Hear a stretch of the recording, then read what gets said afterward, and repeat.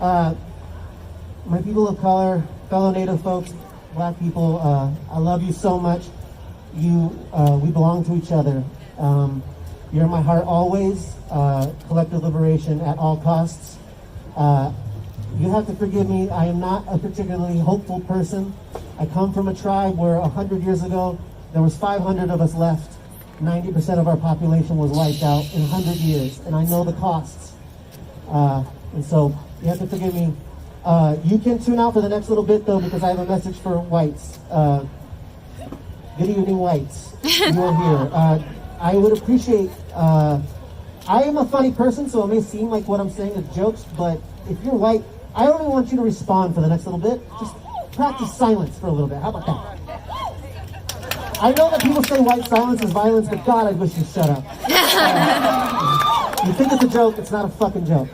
Shut your goddamn mouth. So, I woke up today really fucking angry. And I'm angry most days. I said I'm not a very hopeful person. But I'm going to do something today that I stopped doing because, which is educating white people, because I don't think you know how to listen. I genuinely believe that it's not one of your best traits. As far as I can tell, murder is. So I'm going to try. If you can listen, I will be surprised. But if you can't, fuck it, I tried one last time. For the rest of you, again, you can tune out, fucking do whatever you gotta do. White people, I had the good fortune to go to Standing Rock for a little bit, and I was there right before all the white people showed up. There was probably like 5,000 Native people. It was one of the most beautiful things I've ever seen in my entire life. Thank you. It was one of the most beautiful things I've ever seen in my entire life. I'm from a Native community, and I still have yet to experience anything like that, where a wonderful friend of mine likes to say that we weren't free yet, but we could see what it looked like. And it was wonderful. It was a beautiful place. And then over a weekend, white people showed up, and you fucked it all up. You fucked it all up so fucking fast. It was unbelievable how quickly you decided that you needed to help. And you know what you fucking did? You colonized the goddamn movement. You fucking took charge. You decided that you would help with the groceries. You decided that you would help with the protest. You decided that you needed to be in the fucking front. And you know what you did? You sucked the life out of us. Because you don't know, even in trying to help, you don't know how to do anything but consume. And I hardly can blame you, because I don't know when your soul died, but it was a long time ago. You have been killing people for so long that you don't know how to care. And I need you to understand that there's not much. You can educate yourself all you want about whiteness. You can read that fucking book by Robin DiAngelo, a white woman, who said white fragility, which I don't know about you, but white fragility fucking hurts. It fucking kills. It kills us. So it's a very convenient thing to make money off of. You can educate yourself all you want. You don't need to know that much. You need to know that whiteness is not innocuous. It is tied with white supremacy to its very core. And being white is not okay. You need to divest from that idea. You need to find something else.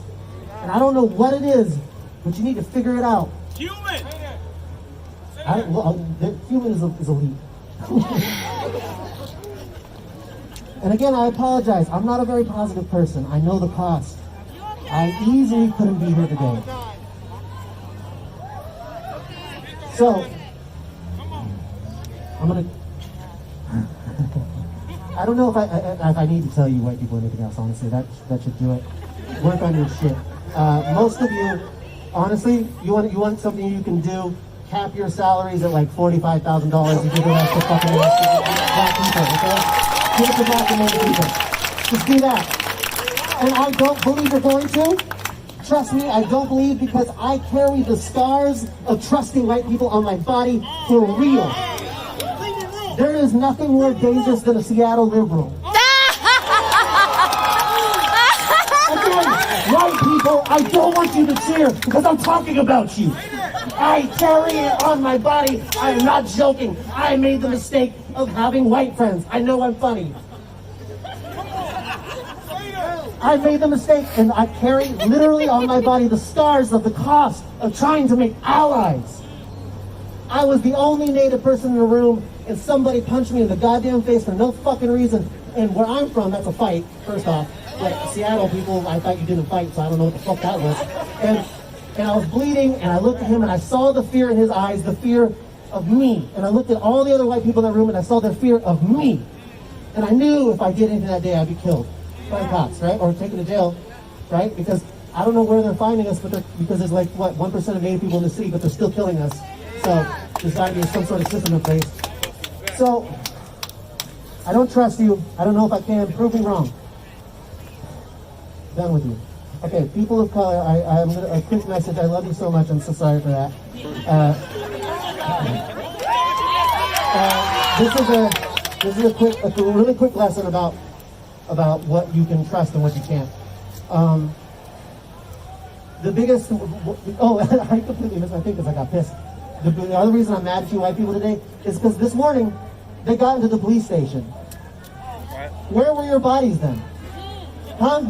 You can't hold arms in front of a door? What the fuck? There were Native and black people that stayed the night out here.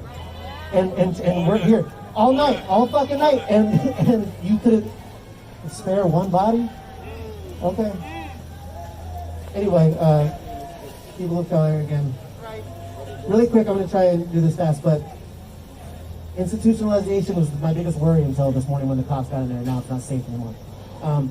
But what I worry about is you trust the thing that they give you, the building or whatever, as a victory. I assure you it is not. And I will give you some brief examples. One, obviously, like when white people came here, there's a lot of Native historians and stuff like that call the identity of America, the identity of the colonizer, as one of total war, which means they will not stop killing you no matter what. When they signed treaties with us, they did it as a tactic of war. It was not peace. They did it so that because they knew they couldn't beat us. And if you look, most of the time they were getting their asses kicked because they could barely fucking plant anything. And so they would sign treaties with us, and then they would surround us, and then they would send in their farmers to kill us because they wanted the land, and they would send in their military and say, oh, that was an accident. And they would kill us, and they would kill us, and they would kill us, and they would kill us until there was none of us left, and we got moved. Okay? And then slavery happens, of course, and after slavery is done, which is, by the way, only ended because black people would not stay in chains. They revolted until it was inconvenient. Don't trust that Abraham Lincoln shit. Those fuckers, they put in the 13th, right? The 13th Amendment. Made it illegal into having incarcerated people as slaves. What they're doing it right now, they never stopped slavery, right? Continued. The genocide is continued. Another thing, when Native people, I have so many examples, but I'm just going to cut it short. This is the one that will never, is I believe the best example for me about whether or not you can trust the state. Which is just, I'm just going to leave that up to you. You can tell me.